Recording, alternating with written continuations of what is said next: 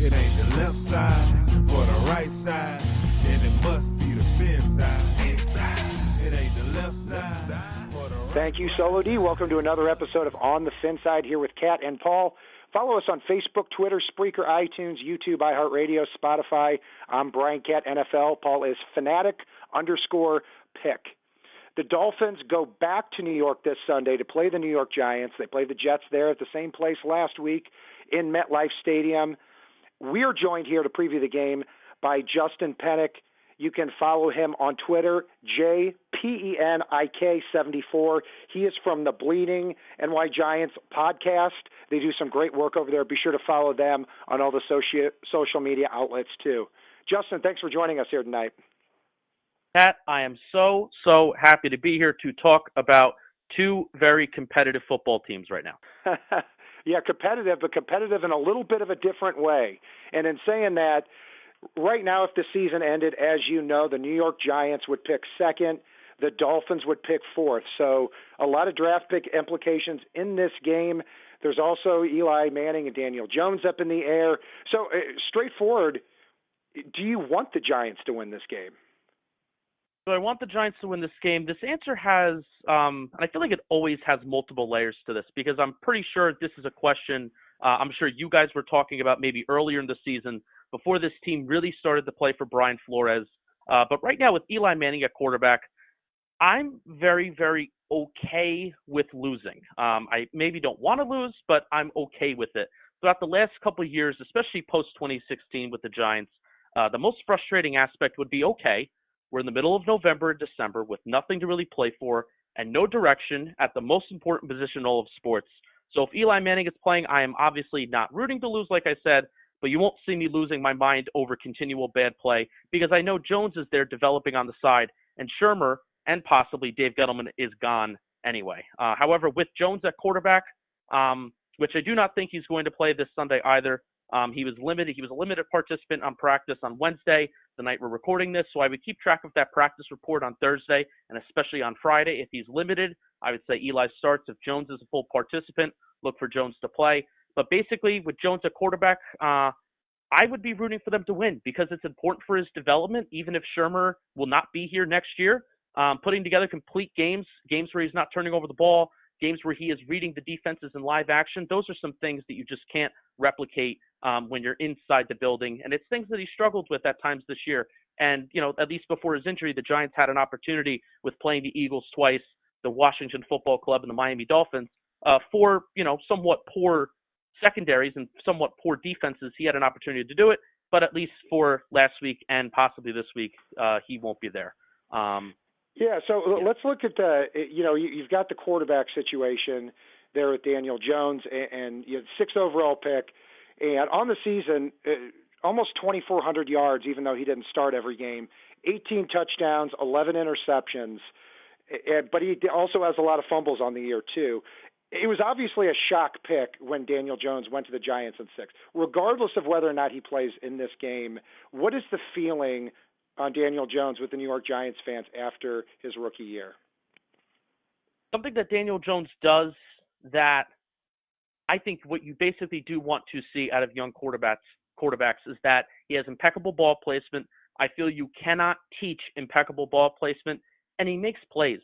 There are at least one or two plays every single week. You know, the Giants have been a team where their win probability percentage and the win probability rates, they're not very good throughout the game. So they get down early. It was earlier in the season with Eli Manning that they got off to quick starts. But ever since then, they've gotten off the poor starts, so they've been playing catch-up throughout the entire game. And the Giants have relatively been competitive throughout basically almost all of the games that they've played throughout the season, despite maybe what you see some of the box scores, the final scores are. And that's because Daniel Jones, a couple plays per game, he makes jaw-dropping plays, jaw-dropping throws to receivers that are heavily covered, but it's because of his impeccable ball placement and it's because of his great playmaking ability that at least I have confidence in Daniel Jones moving forward. Because you can't teach that stuff. You can't teach guts. You can't teach ballsiness. You bet. And he'll be the starting quarterback next year, no doubt about that. And the first-round pick the year before, Saquon Barkley. Now, I know there's a lot of debate with Sam Darnold and some of the other quarterbacks and Barkley at the top of that draft. and he shut a lot of people up, had over 2,000 total yards last year. This year's been a little different. He has back-to-back 100-yard games, then he misses a couple, then he comes back. And since he's come back, he hasn't put those eye-opening stats on the board since then. Do you attribute that to the Giants' offensive line, to Barkley still being a little bit nicked up?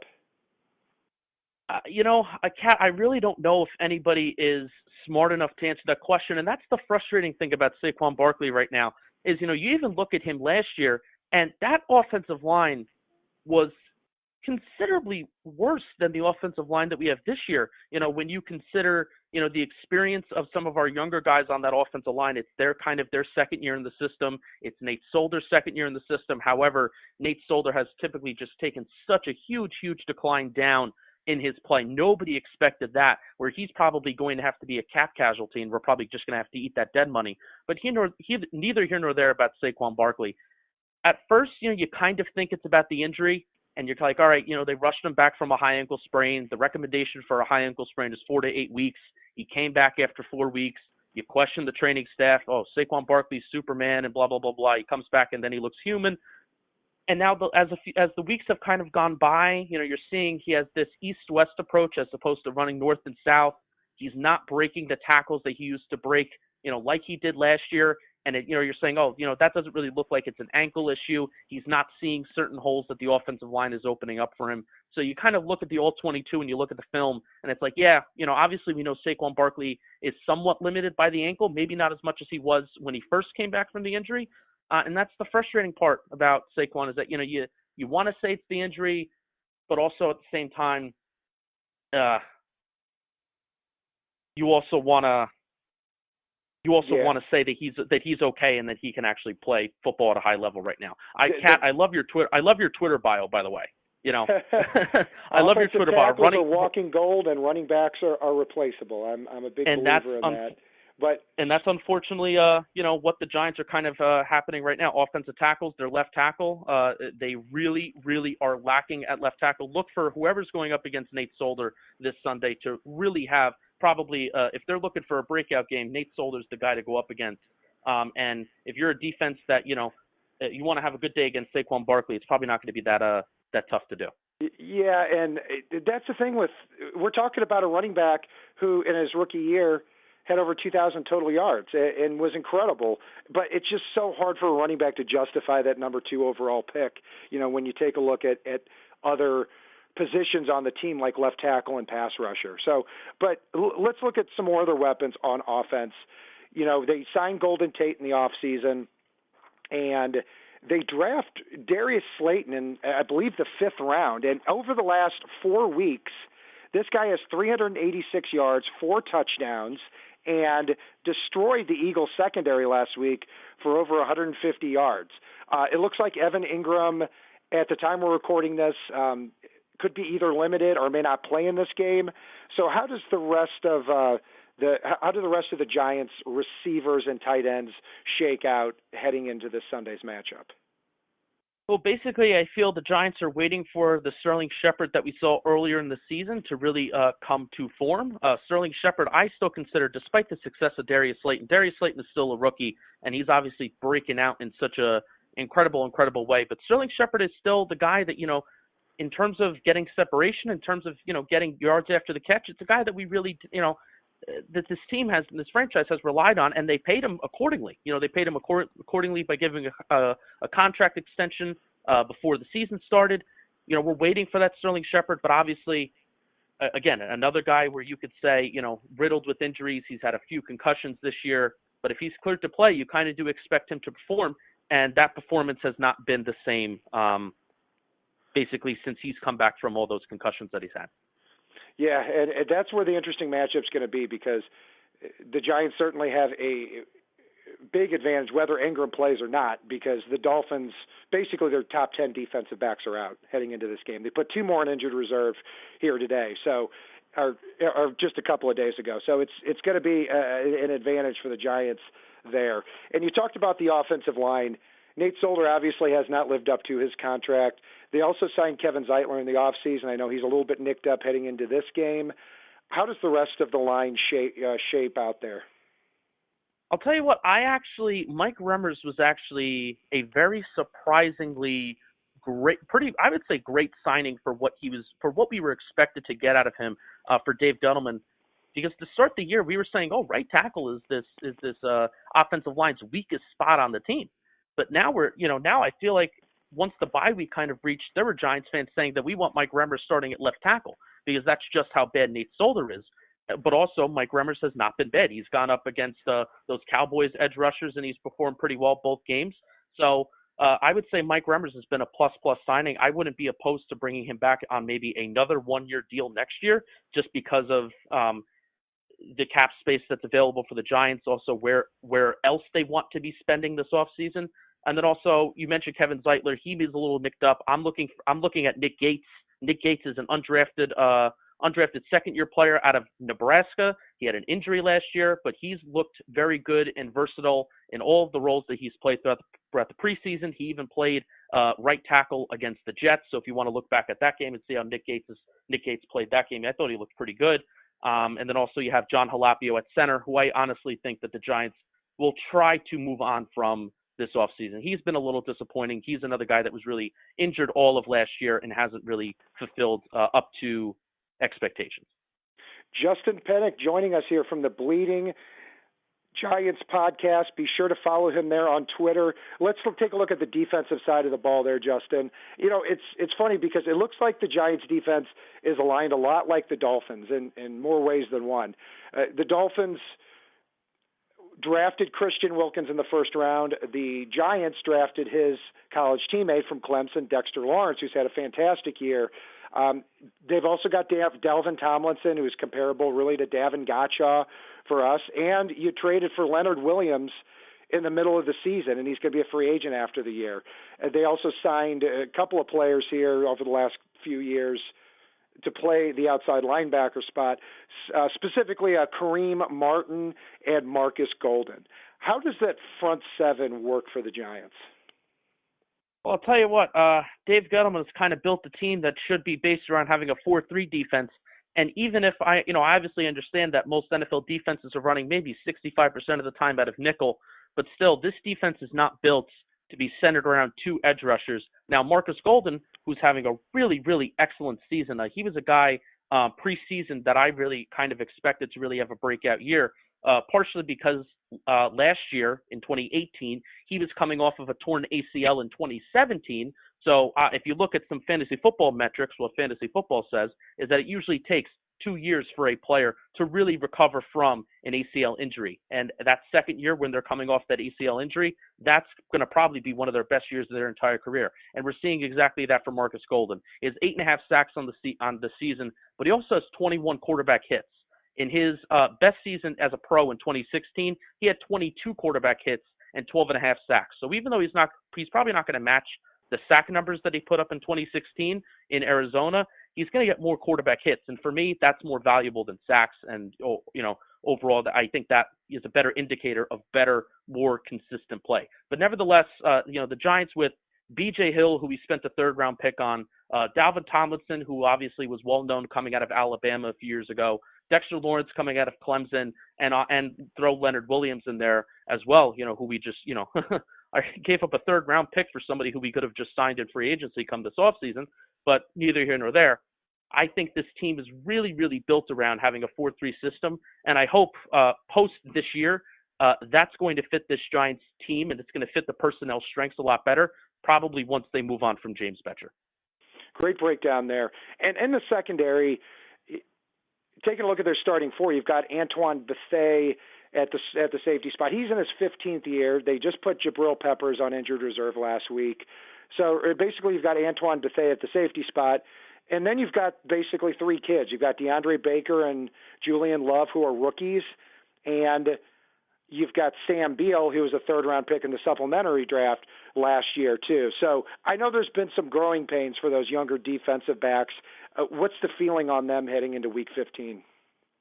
DeAndre Baker has gotten a lot of hate for very bad moments.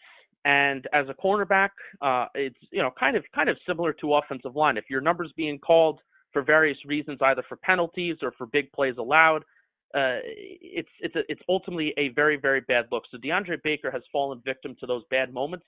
But basically, since the bye week and ever since Sam Beal has kind of returned back from action, Sam Beal has had some health struggles throughout his entire career. So basically, since Sam Beal has started eating into DeAndre Baker's snaps a little bit, he's put up some of his best Pro Football Focus graded numbers his last few weeks, and he's really, really looked good.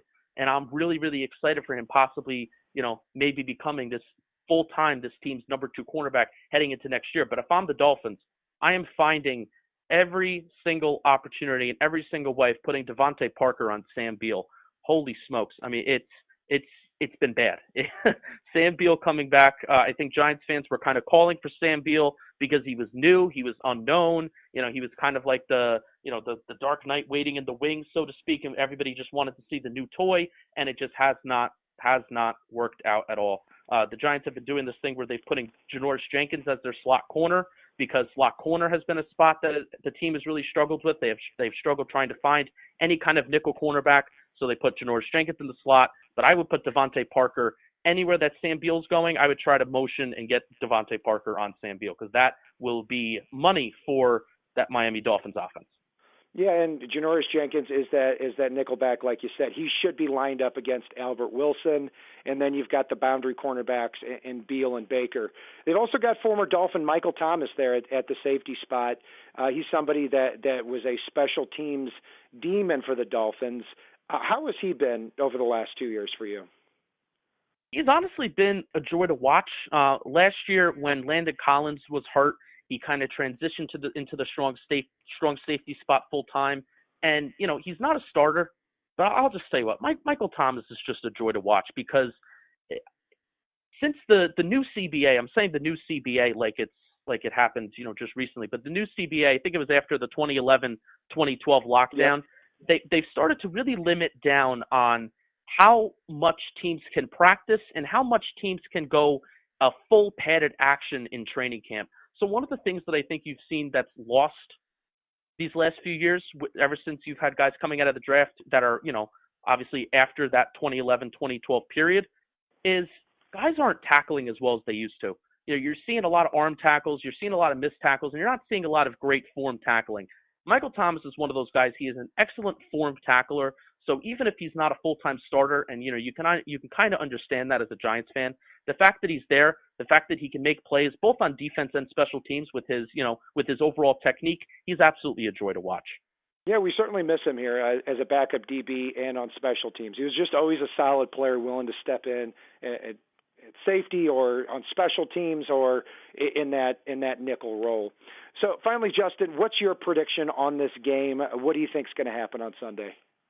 Oh, I mean, if I am a person that does believe that Daniel Jones does give the Giants a better option to win.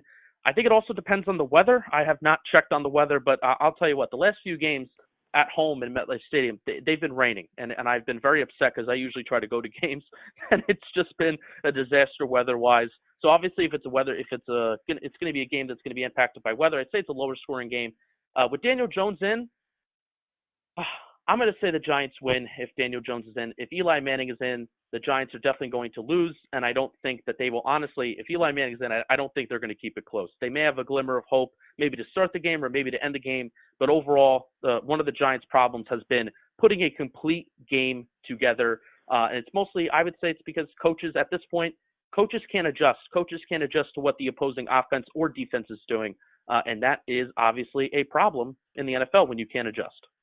And that will do it for our breakdown of the Dolphins-Giants matchup with Justin Penik. Be sure to follow him on Twitter, JPENIK74. He co-hosts the Bleeding Blue Giants podcast. Be sure to check them out as well for year-round New York Giants content. We look forward to having Justin back for hopefully our mock draft a little bit later here in the spring when we see where the Dolphins and the Giants are going to pick in the NFL draft. You can follow Paul and I on Facebook, Twitter, Spreaker, iTunes, YouTube, iHeartRadio, and Spotify. I'm Brian Cat NFL, and Paul is Fanatic_pick. And if it's not on the right side and it's not on the left side, it is on the fin side. So, Ladie, take us home. It ain't the left side or the right side, then it must be the fin side. Inside. It It ain't the left side or the right side, then it must be the fin side. Listen, Dolphins fans across the land all tuning in to see what Brian Cat and